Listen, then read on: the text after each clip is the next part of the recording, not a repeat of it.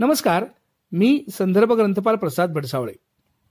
कृतिशील वैज्ञानिक ही बोधकथा सादर करत आहे.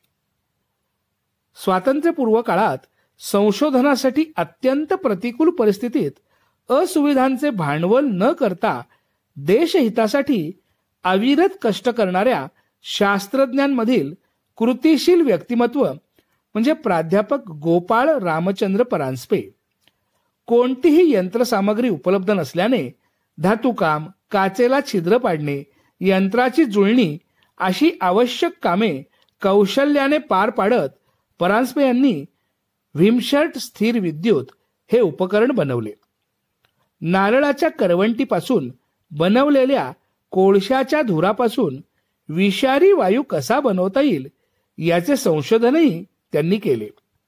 त्या काळात एडनपासून कर्नाटक, गुजरात धरून सिंध, कराची पर्यंत पसरलेल्या मुंबई राज्यासाठी एकच विज्ञान संस्था असल्याने विज्ञानविषयक कोणतीही समस्या आली की ती परांजपे यांच्याकडेच येत असे.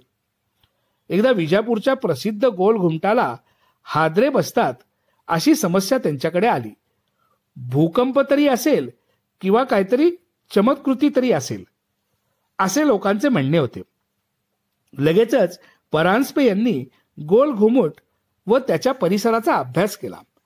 घुमटाजवळून जाणाऱ्या रेल्वेमुळे हादरे बसत असावेत असा त्यांचा कयास होता. गोल घुमटाच्या जवळून जाणाऱ्या आगगाडीची वेळ रात्रीची असल्याने ते मध्यरात्री घुमटाच्या बाल्कनीत बसले.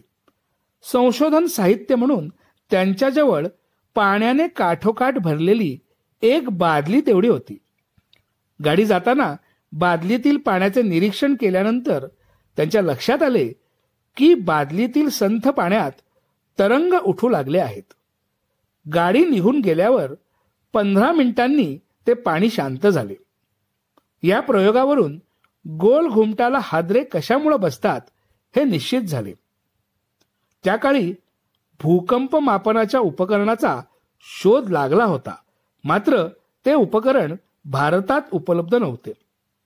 कोणत्याही उपकरणाशिवाय परांजपे यांनी साध्या बादलीभर पाण्याच्या साह्याने हादरे कशाने बसतात हे शोधून काढले.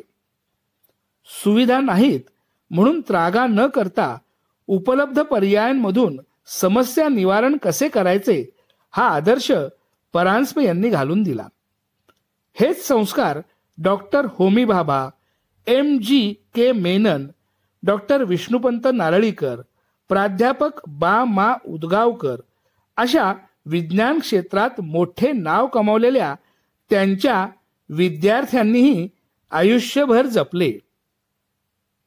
धन्यवाद.